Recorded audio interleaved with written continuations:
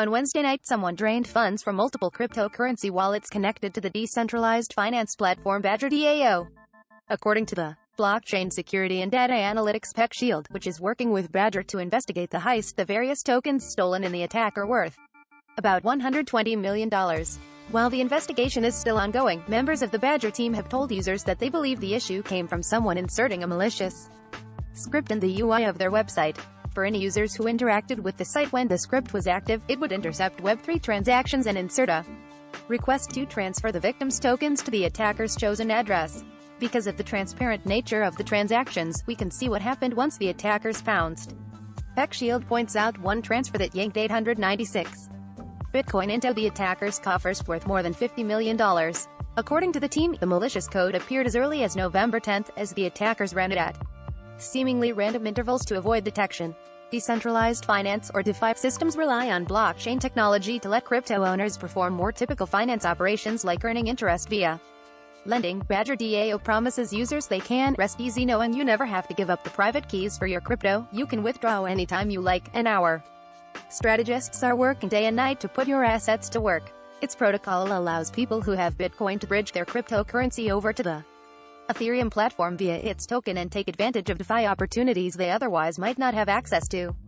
Once Badger became aware of the unauthorized transfers, it paused all smart contracts, essentially freezing its platform, and advised users to decline all transactions to the attackers' addresses. Thursday night, the company said it has retained data forensics experts Chainalysis to explore the full scale of the incident.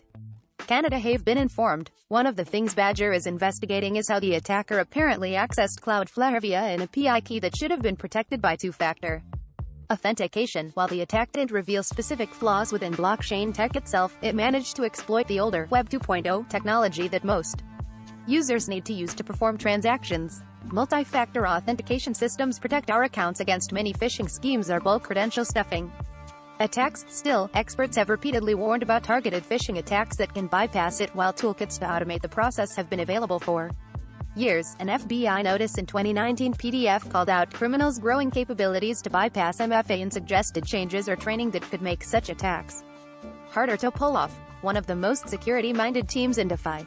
Getting two-factor authentication right can be tricky even within typical financial applications. Just ask PayPal.